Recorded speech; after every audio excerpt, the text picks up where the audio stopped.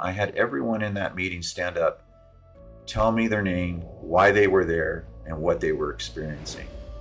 And by the time I was done, Mr. Kellerby stood up in the middle of that room. He was very emotional and he broke down in tears. And he said, I almost lost the love of my life because I thought she was crazy. But after hearing each and every one of you express what you're going through, I can no longer say she's crazy. After I retired, I met a gentleman by the name of Dr. John Hall in Austin, Texas in early 2010. And he had just coincidentally written a book called Satellite Terrorism in America, in which the same phenomenon happened to his fiance. The symptoms are really followed by an acute onset of some strange sound that they claim is being beamed at them, followed by short-term, long-term memory loss, brain fog, vertigo, dizziness, severe head pain, followed by a very specific reverberation through the body, specifically the torso, which can be described as like electrical shocks.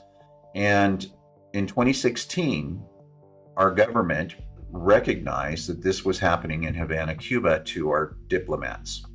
They started complaining about hearing some strange sound being beamed into their head with the exact same symptoms that I just described to you. But they claim that it has only been happening to federal employees and their family members here in the United States.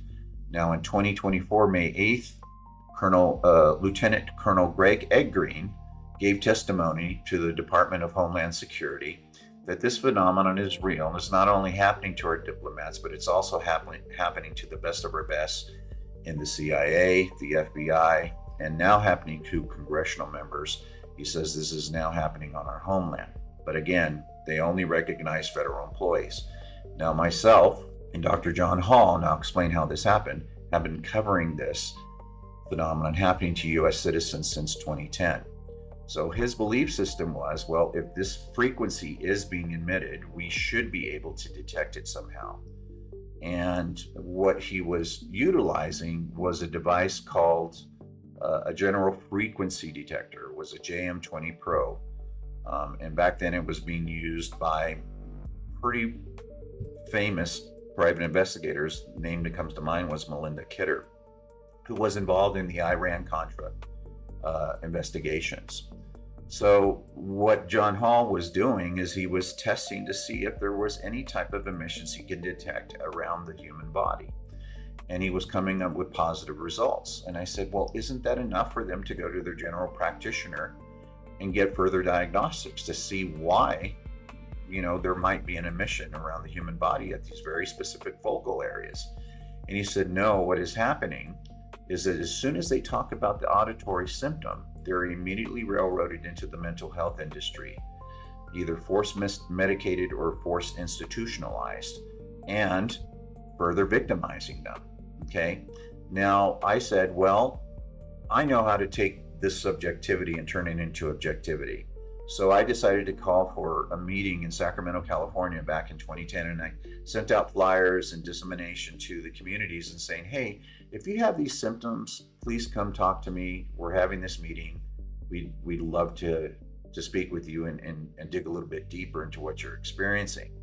So I expected maybe 12 people to show up, but 100 people showed up that day. And I was shocked. It was standing room only. I didn't have a large enough conference room. But what was really interesting about this particular event is that Dr. Hall had called me a week before and said, hey, Jess, can you please call this couple? This is a Kellerby case, and I can disclose this because all of her information is public now. And he says her husband thinks she's crazy. He's about to divorce her. And I know she's not. She has she's saying all the right things. She has all the symptoms. And I said, sure, I'll call him. And Mr. Kellerby is a very proud man, very old school, doesn't show much emotion. And I spoke to him and I said, hey, John, yeah, I get it. This sounds far-fetched. It's pretty out there. But can you just slow down a little bit in your decision-making process? I'm holding this meeting. Would love for you to be there. So John and Bonnie Kellerby were at that meeting in Sacramento on that day. And I purposely and specifically, in order to help them, I had everyone in that meeting stand up, tell me their name, why they were there, and what they were experiencing. And by the time I was done, Mr. Kellerby stood up in the middle of that room, and he was very emotional, and he broke down in tears. And he said, I almost lost the love of my life because I thought she was crazy. But after hearing each and every one of you express what you're going through, it's the exact same thing she is. I can no longer say she's crazy. And he stood by her, and he is a hero in my book. They're both heroes. Ever since. He took her to every specialist, every doctor, everyone that we can think of to get an answer for what Bonnie was going through. And she was my very first client, by the way. And so we started doing mass RF testing in the field in conjunction with surveys so we can gather data in order to establish who may be most prevalent. Are there indicators that may make someone predisposed to this, or is this something completely different? Didn't know what it was going to be. So we had our first mass scanning event in Davis, California that year, and 300 people showed up. And what the early indicators of that data is the persons who were most prevalent to be subjected to this Havana syndrome, now called anomalous health incidents by our government. The picture was this: if you were a Caucasian female in your 40s, recently single, widowed, or divorced, you were more likely to be a victim of this. People were coming up positive in very specific vocal areas for some type of frequency detection. You're scanning them, and they're emitting certain signals in certain areas of their body where the body couldn't naturally produce those signals. That's what you're saying, right? That's exactly what I'm saying. That's to be clear, yeah. Bonnie Kellerby had 3 non-consensually implanted biosensors removed from her person. Bonnie Kellerby, by the way, was diagnosed with schizophrenia. You want to know why?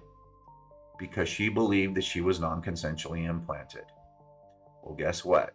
She was right. And we have there was chain of custody done. They were sent to a lab, and what came back is that these biosensors were nanomaterials. So this is John Kellerby. Mm-hmm. This is Bonnie Kellerby, the sweetest, loving couple that you will ever meet. So this is the photomyographic report. So what you're seeing here are photomyographic images of what was removed from Bonnie. They have nanowires. Our bodies don't reject them, so they'll completely engulf the implants. So if you read here, and in the conclusion, it reads, the advanced material composites of specimens illustrate various aspects of nanotechnology utilized in developing various sensory polymeric lattices, messagens, and other building materials as associated with this tech. So the bottom line is Bonnie Kellerby was not crazy. Bonnie Kellerby had a mental illness synthetically induced in her because of the way our system analyzes and defines what mental illness is. At that point, Jesse, did you suspect that what is happening to her symptom-wise is a side effect of something else, or was that the main event? What did you suspect at the time? I always suspected that this was synthetically being induced to people. Mm-hmm. There's another case down in Southern California.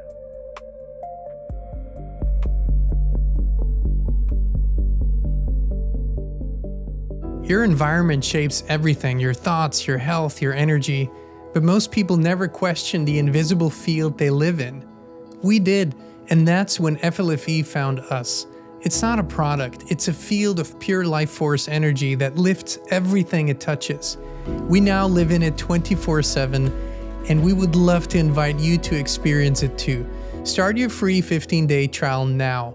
No pressure, no strings attached. Just the truth, resonance, and peace.